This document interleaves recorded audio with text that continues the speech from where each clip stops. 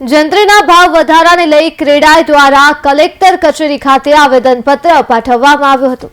સરકાર દ્વારા હજુ થોડા સમય પહેલા જ જંત્રીના દરમાં ધરખમ વધારો કરેલો હોવા છતાં પ્રવર્તમાન દરમાં 200 થી 2000નો તોતિંગ અને અસહ્ય ધરખમ વધારો કરી 20મી નવેમ્બર 2024ના રોજ સૂચિત જંત્રી બહાર પાડેલ છે।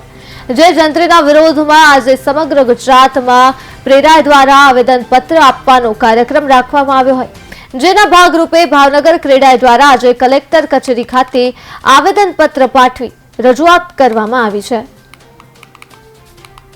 Parmar CREDAI Gujarat joint secretary. હવે આમાં આ સાથે એક એટલું કહેવાનું છે કે ખરેખર આ પ્રશ્ન પબ્લિકને લાગુ પડે છે, નોટ ઓનલી ક્રેડાઈ કે ડેવલપર્સ કે પીએટા। ખરેખર લોકોએ જાગૃત થવાની વાત છે। સરકાર આપણી છે, 100% આપણને સરકાર ન્યાય આપશે એવો એક ભરોસો છે। એટલે લોકો આ મૌન રેલી કે જે કંઈ સરકારની સામે જંત્રી બાબતની જે ઝુંબેશ છે એમાં લોકો સાથ આપે, આને કનેક્શનવાળા દરેક જણા સાથ આપે એવી અમારી ક્રેડાઈ ભાવનગર તરફથી દરેકને અપીલ છે। ધન્યવાદ।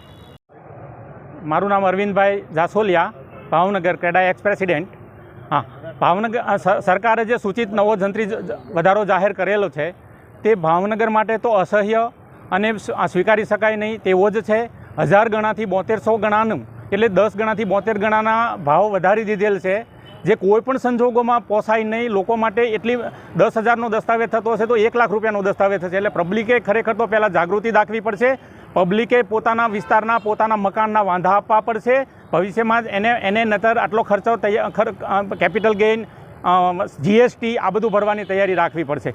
બીજું ખાસ તો જે સરકારે આટલું એકસાથે આર્થિક રીતે આટલા ગણો વધારો કર્યો છે એને બદલે સરકારે ભૂતકાળમાં આનંદીબેન માનનીય મુખ્યમંત્રી શ્રી હતા ત્યારે 8%ના દરે દર વર્ષે વધારો કરવો એવું જાહેર કર્યું હતું। એને બદલે હવે સરકારે એકસાથે 1000 ગણાથી 7200 ગણાનો ભાવ વધારો કર્યો। તે જ સ્પષ્ટ સાબિત કરે છે કે આ કાંઈક બિનવાસ્તવિક છે। સરકારે આ ધ્યાન લઈને ટકાવારી બેઝ ઉપર 2011થી ગણીને આજ સુધી જે વધારો કરવા પાત્ર હોય એ કરી દેવો જોઈએ, અન્યથા આર્થિક મોંઘવારીને મારણને કારણે ધંધાઓ ઠપ થશે, લોકોની રોજગારી વહી જશે અને સરકારને પણ ગંભીર બેરોજગારીનો પ્રશ્ન ઉપસ્થિત થશે। એટલે અમારી વિનંતી છે કે સરકારે આમાં ગંભીરતાથી વિચારી અને જંત્રી બાબતે ન્યાય આપવો જોઈએ લોકોને।